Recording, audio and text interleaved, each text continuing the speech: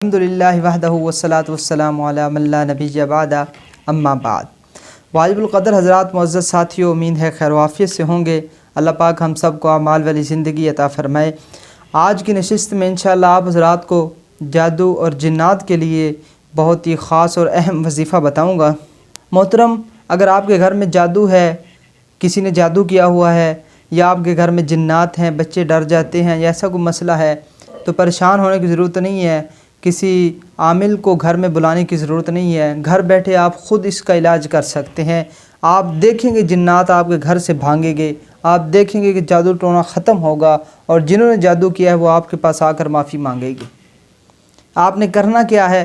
بالکل آسان علاج ہے اس کا، بالکل آسان علاج۔ آپ نے قرآن مجید کی تلاوت کرنی ہے رات کے وقت، عشاء کی نماز کے بعد۔ گھر والے سارے بیٹھ جائیں، بیٹھ کے تلاوت کریں تو پھر تو کیا ہی بات ہے، ورنہ ایک آدھا بیٹھ جائے۔ تلاوت کریں، ساری رات تلاوت کریں۔ اگر تلاوت نہیں کر سکتے تو پھر تلاوت کو سنیں، موبائل کے ذریعے ایک MP3 لے لیں، ساری رات قرآن مجید کی تلاوت سنیں۔ آپ کے گھر کے چاروں کونوں میں، آپ کے جتنا بھی صحن ہے، جتنی بھی آپ کی جگہ ہیں، ہر پورے صحن کے اندر قرآن مجید کی آواز گونجنی چاہیے۔ پھر دیکھیں جنات کیسے بھاگتے ہیں۔ دیکھیں قرآن مجید میں اللہ رب العزت نے ارشاد فرمایا قُلْ جَاءَ الْحَقُّ وَزَهَقَ الْبَاطِلُ إِنَّ الْبَاطِلَ كَانَ زَهُوقًا، کہ حق آئے گا اور باطل چلا جائے گا۔ قرآن حق ہے، جادو جنات باطل ہے۔ حق آئے گا تو باطل بھاگ جائے گا، حق آتا ہے تو ہمیشہ باطل چلا جاتا ہے۔ اس لیے حق کو فالو کرے، قرآن کو فالو کرے، کسی حکیم کے پاس، کسی عامل کے پاس جانے کی ضرورت نہیں ہے۔ قرآن مجید سے گھر بیٹھے اس کا علاج کریں، پھر دیکھیں اس کے کیا فائدے۔ ہم نے کیا علاج، جو بھی مجھ سے پوچھتا ہے نا کہ جادو جنات کے لیے کوئی عمل بتا دیں، میں کہا کوئی عمل نہیں، قرآن مجید کی تلاوت کیا کریں، نہیں کر سکتے تو سنا کریں، اور پھر دیکھیں گے آپ آنکھوں سے کہ جنات کیسے بھاگ رہے ہیں گھر سے، اپنی آنکھوں سے دیکھیں گے آپ۔ تو کچھ ساتھیوں نے سوال پوچھے تھے واٹس ایپ پر، تو ان کے جوابات بھی میں اسی نشست میں دے دوں، کیونکہ ٹائم بہت کم ہوتا ہے میرے پاس، بہت ساری مصروفیت ہے۔ خیر، وہ بھائی پوچھتے ہیں کہ میں بہت پریشان رہتا ہوں، سوچتا رہتا ہوں ہر وقت، اس کا کوئی علاج بتا دیں۔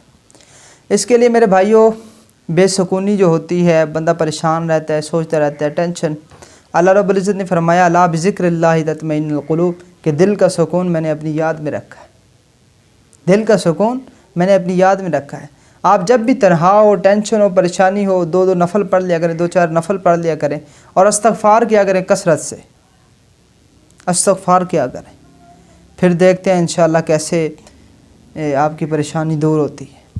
ذکر کیا کریں۔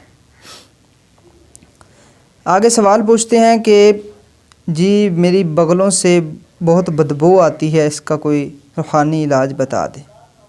اس کے لیے آپ درود پاک پڑھا کریں کثرت سے، اور کسی ڈاکٹر سے بھی رجوع کر لیں۔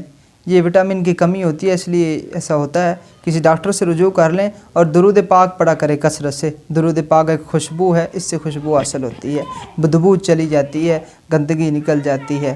اللہ رب العزت نے کتنی ہمیں کیسی کیسی نعمتیں دی ہیں، کہ درود پاک ایک ایسی نعمت ہے، میں کہتا ہوں درود پاک کے کیا ہی کہنے، عجیب مزہ ہے درود پاک کے اندر۔ درود پاک پڑھا کریں، کثرت سے پڑھا کریں۔ عجب فیض ہے آقا تیری محبت کا، درود تجھ پہ پڑھوں اور سنور خود جاؤں۔ پڑھنا آقا پہ ہے، سنور خود جائیں گے، جسم ہمارا صاف خود ہو جائے۔ آگے سوال پوچھتے ہیں کہ روزگاری کے لیے کوئی اچھا سا عمل بتا دیں۔ جی، روزگاری کے لیے میں نے پچھلی ویڈیو میں آپ کو عمل بتایا ہے۔ خیر، آپ اس کے ساتھ ساتھ درود تنجینا بھی کثرت کے ساتھ پڑھا کریں، اور سورۃ المزمل بھی پڑھا کریں، اس سے اللہ پاک روزی کا کوئی اچھا وسیلہ بنا دیں گے۔ تو اعمال کے اوپر میرے بھائیوں یقین بناؤ۔ جب ہمارا اعمال کے اوپر یقین بن جائے گا تو پھر سارے کام ہوں گے۔ جب یقین نہ ہوگا تو پھر جتنے مرضی عمل کرتے رہیں کوئی فائدہ نہیں ہوگا۔ یقین کے ساتھ ایک سورۃ الاخلاص ہی پڑھ لینا، اعتماد کے ساتھ، یقین کے ساتھ، توجہ اور دھیان کے ساتھ، تو اس سورۃ الاخلاص کے اندر بڑی طاقت ہے، بہت طاقت ہے۔